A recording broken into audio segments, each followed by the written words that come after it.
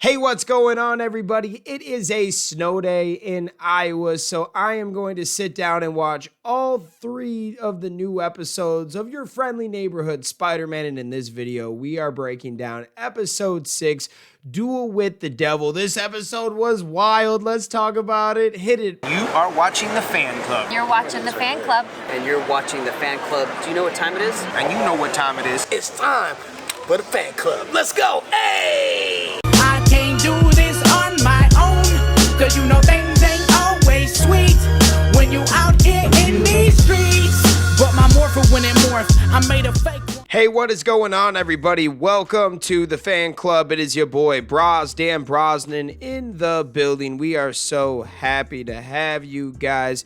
This is a great episode of Spider-Man. I'm not going to lie. I highly enjoyed this one. So let's get right into it. First, let's give you the little mini synopsis from Disney Plus.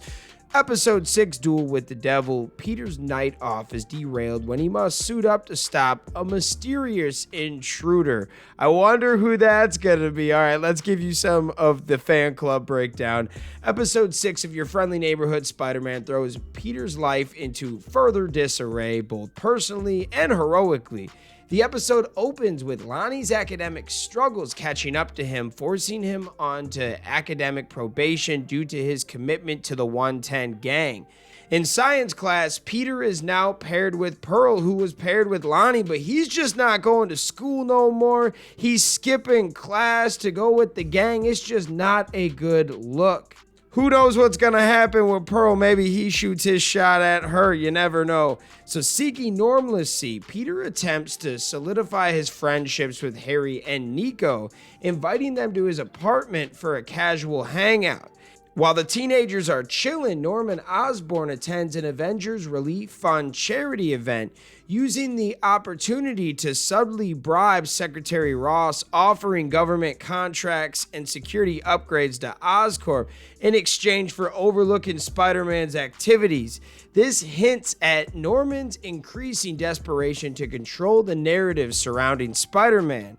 The plot thickens when Norman receives an alert of a security breach at Oscorp and manipulates Peter into investigating, abruptly ending his hangout with Harry and Nico. It is at Oscorp that Spider-Man encounters Daredevil at Norman's computer. A tense rooftop battle ensues, with Daredevil insisting that Osborn is hiding something sinister. This was the first wake-up call for Peter, and right now it might just be like a minor red flag because he's still on Norman Osborn's side and he's good friends with Harry, stuff like that. But this is the first sign to tell you that Norman isn't telling you everything, bro. He's kind of selling you out a little bit. So as the story goes on, you might see Peter turn on Norman Osborn. That's going to be wild.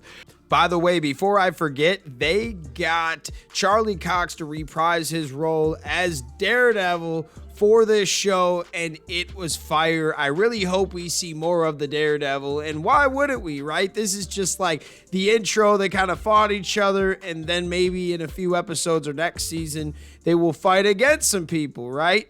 When's the Kingpin gonna pop up? Back at Peter's apartment, the situation unravels further as Harry accidentally reveals Peter's secret identity after Nico claims that they tell each other everything, exposing a rift in their friendship dynamic. Afterwards, Norman reveals to Peter that he and Otto Octavius have history. Otto stole from Norman and fled underground. Norman believes Daredevil was hired by Otto. Nico feels betrayed that Peter kept his identity a secret from her, emphasizing the strain on their relationship.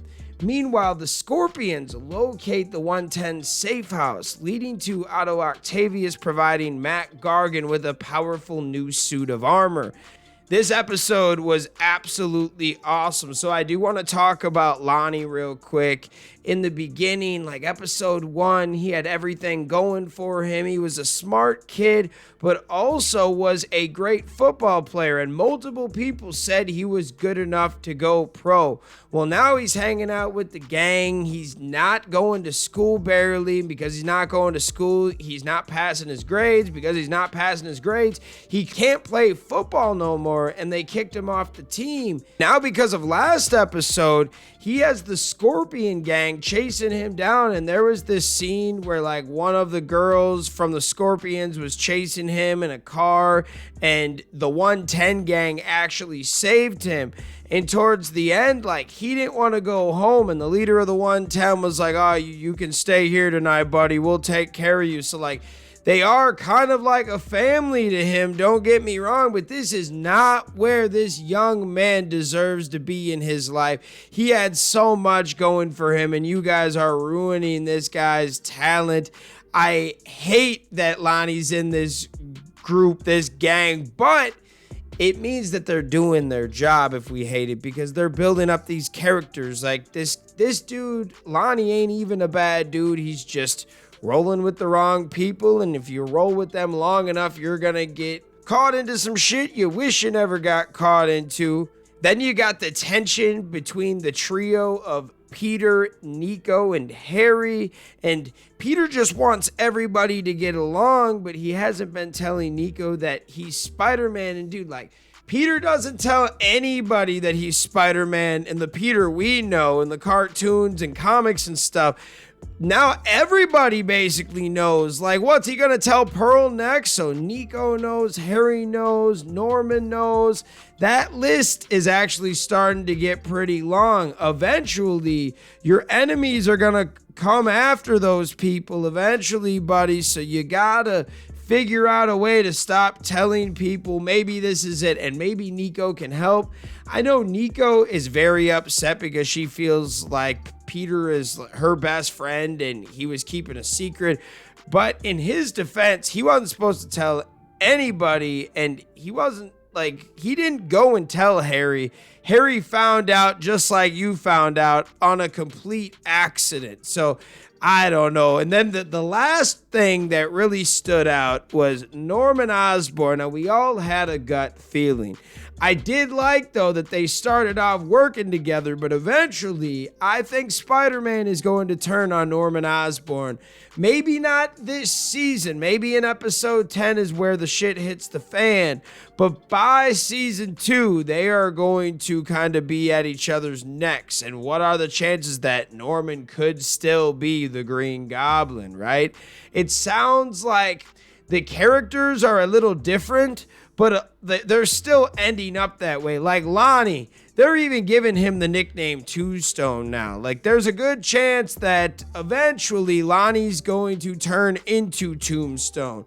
Who freaking knows, though? I love the way that they're playing with these characters. This is great. I need to edit this so I can watch the next one stat. But what are your guys' thoughts? Let us know in the comments. Shout out all the fans that take the time out of their day to watch this content. You are the real MVPs and the reason why we can continue to make stuff like this. Thanks again, and we'll see you next time. Peace. I want to give a special shout out to the Gold Ranger members, Salima Ramirez, Stephen Heffelman, Anime King Nick, Louis Cairns, Papillon Purple, Thomas Franco, and Troy Lyon. Thank you guys so much for your support, and if you want a video shout out like this one, sign up to be a Gold Ranger member today. Hey, what's going on? Thank you so much for watching this video. Please like, subscribe, hit that share button, and if you can, please sign up to be a member today. We have 3 membership power-ups. We have the Gold Ranger power-up, the most popular. You get into our exclusive fan club chat group. We have fan-exclusive videos that we are adding monthly now, and you get a video shout-out. Yes, folks, at the end of our videos, I will shout out your name. We also have the Quantum Ranger power-up, where you get monthly meetings online with me. Yes, folks, we will talk once a month on Zoom, and you can give me your ideas for future episodes. And then we have a professional package, the Dr. K Power Up, that is for businesses that want to tap into the platform. If you guys can, please sign up to be a member today. It is highly appreciated, and it helps us keep these videos going. Thank you so much for watching, and we'll see you next time. Peace. Hi, we're Bulk and Skull. We have been requested by the fan club to say something funny.